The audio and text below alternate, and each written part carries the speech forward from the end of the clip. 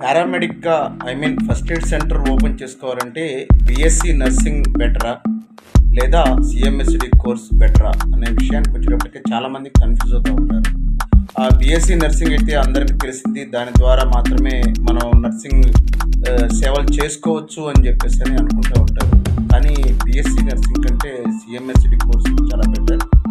BSc nursing చేస్తే ఒక doctor పర్యవేక్షణలో మాత్రమే మీరు వైద్య సేవలు అందించవచ్చు. ఇమ్యునైజేషన్ అయితేనేమి, గాయాల కట్లు అయితేనేమి, ప్రథమ చికిత్స అయితేనేమి, ఏవైనా సరే మీరు ఒక డాక్టర్ అండర్లో చేసుకునే హక్కు కల్పించింది. అదే సిఎంఎస్డి కోర్స్ అయితే మీరు సుప్రీంకోర్టు అథారిటీతో WHO నియమ నిబంధనలతోటి 384 రకాలైనటువంటి ఔషధాలను వినియోగించుకుంటూ మీరు ఫస్ట్ ఎయిడ్ యథేచ్ఛగా తెరవచ్చు అని చెప్పేసి డైరెక్ట్ సుప్రీంకోర్టు ఆర్డరే ఉంది.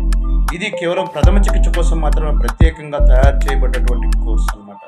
మరి అలాంటప్పుడు బీఎస్సీ నర్సింగ్, సిఎంఎస్డి ఈ రెండింటిలో ఏది చూజ్ చేసుకోవాలి అనే విషయానికి వస్తే ఖచ్చితంగా ఫస్ట్ ఎయిడ్ తెరవాలి అనుకునే వాళ్ళు, గ్రామీణ వైద్యులుగా స్థిరపడాలి అనుకునే వాళ్ళు, ప్రొఫెషనల్గా మంచి వైద్య సేవలు అందించాలి అనుకునే వాళ్ళు, ఎటువంటి డాక్టర్ సపోర్ట్ లేకుండా ప్రథమ చికిత్స యథేచ్ఛగా చేస్తూ నియమ నిబంధన ప్రకారం WHO సూచించినటువంటి ఔషధాలను ప్రకారం మనం ఉపయోగిస్తూ వైద్య సేవలు అందించాలనుకునే వాళ్ళు మాత్రం సిఎంఎస్డి కోర్సు ది బెస్ట్ అనమాట.